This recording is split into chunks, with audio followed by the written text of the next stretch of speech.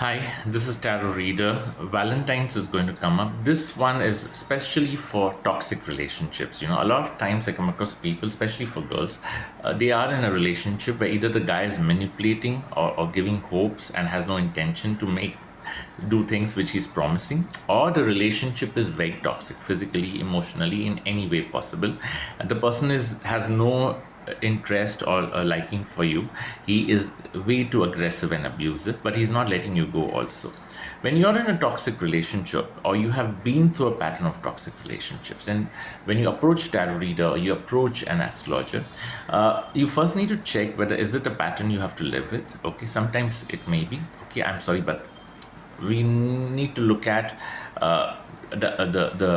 the present scenario, or the pattern that you're blessed with. Okay, like you have to look at the diagnosis first and then find a way out. Okay, but again, nothing is guaranteed. Sometimes the patterns may be prolonged, sometimes the patterns may change also. There's nothing that what I say right now will be throughout life.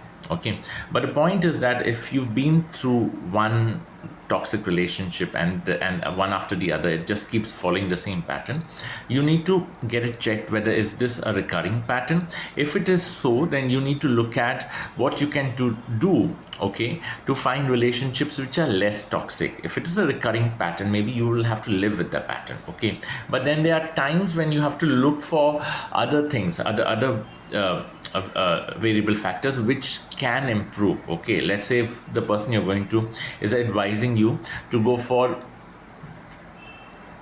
what you call as a relationship with someone from a different location, or maybe from overseas, or someone from outside your community, that might improve things for you, or that might work in your favor, or maybe moving to a different location could give you more benefits, or maybe looking at a certain looking at or targeting characters with a certain set of characteristics.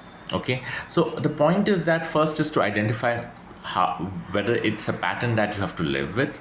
Okay, thereafter, what is it you need to look for in your partner to reduce the effects of the pattern. Okay, I'm not saying it will completely reduce or go away. No, maybe some of us, we have to suffer. There's no way out over there.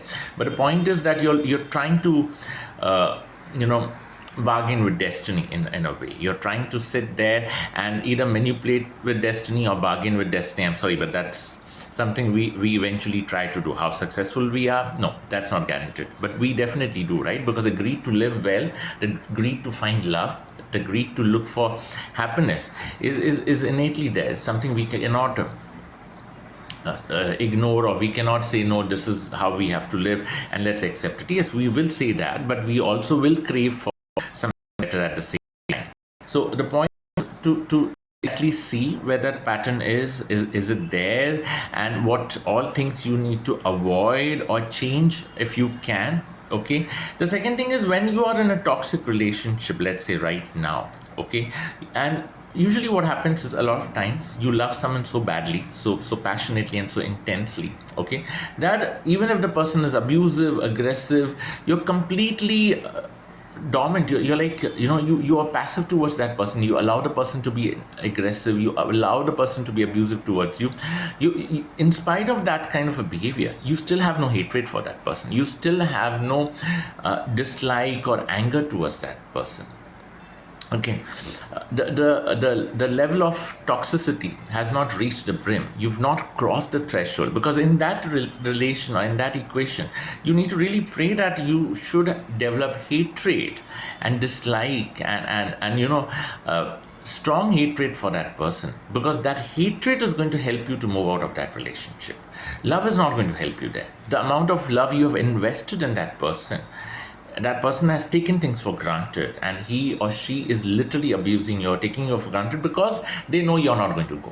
Okay, you are after that person because it is your heart's desire. It is your heart's desire, not that person's desire. That's the reason why they're manipulating you. Okay, so you need to find an answer, or maybe check it with an astrologer or tarot reader. How long this obsession of mine is going to be there? Is there a change in my emotions towards this person? Because these are primary areas where you need to look at. And will you be open or receptive enough to look out for someone else, or will you be open or receptive enough to find someone else? Okay, yeah, because a lot of times when you are in these toxic relationships, because of your obsession with that person, you're not allowing anyone else to enter your life either. So in these relationships and these emotional experiences, it's better you get it checked, okay? And when you know the relation is toxic, then one thing, stop promoting the relationship, stop putting it on social media, stop showing it to the world that you love this person. They don't change. These are, I mean, I'm sorry, these are stinking souls. They are not going to change for you, okay? What you need to do is you need to start finding a new character. Yeah. So normally in these scenarios, okay, wear a lot of onyx, wear a lot of amethyst, okay. You can buy a rose quartz also, okay. Ensure that you use strong pungent fragrances, okay, like a lot of lang lang, bergamot, oud, even tobacco or leather based fragrances, okay. And ensure you wear a lot of leather on your body, like in your footwear, in your wallets, in your purses, whatever you carry your money in, okay. Because a lot of times these toxic characters, they also affect you financially. They suck your money, or because of them you end up losing a lot of your money, okay. So by the time they leave, they have actually exhausted your resources, that you're not even in a position to accept a new relationship, because for the next new relationship, you're a needy soul, you're not an equal partner, okay. I'm sorry, I could be wrong, maybe I do not know, because I'm not someone who's very good at understanding emotions, I'll be very honest. But one thing I've realized, that when you're in pain, you need to find ways to come out of it. You need to find ways to hate the person who doesn't deserve your love, because that negativity can help you move out of that person. Yeah. No offenses meant. Yeah. Blessed be. Thank you.